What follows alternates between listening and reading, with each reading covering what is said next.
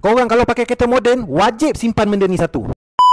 Inilah dia OBD scanner yang aku baru dapat. So kegunaan dia adalah untuk kita detect kalau kereta kita kadang-kadang ada check engine menyala, kadang-kadang ada sensor-sensor yang rosak. So OBD scanner ni dia boleh membantu kita cari di mana kerosakan yang berlaku pada kereta kita tu. OBD scanner ni dia Bluetooth. So mula-mula korang cocok dulu OBD scanner ni dekat soket bawah steering kereta korang tu, and then korang install satu apps ni, nama dia Infocar dalam Play Store.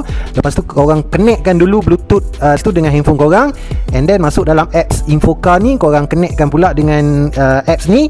Bila dia dah connected, korang boleh check korang punya keadaan kereta tu masih okey apa semua. So kita boleh pantau lah dari segi dia punya RPM, cooler temperature, intake temperature, engine load, semua dia boleh check lah. Okay, kalau kereta korang ada fault code ataupun check engine menyala, korang boleh clear code dalam apps ni. Macam keadaan kereta aku sekarang ni memang tak ada fault code lah, just nak buat demo dekat korang je. Kalau ada, dia akan tunjuk lah dekat screen korang sekarang ni. Okey, kalau korang nak beli OBD scanner ni, harga dia tak mahal sangat, dalam RM10, RM11 macam tu je lah dengan harga semasa. Okey, so benda ni sangat kecil, sangat mudah. Korang boleh simpan dalam dashboard, boleh simpan dalam center console, and then benda ni sangat-sangat berguna lah kalau waktu-waktu emergency.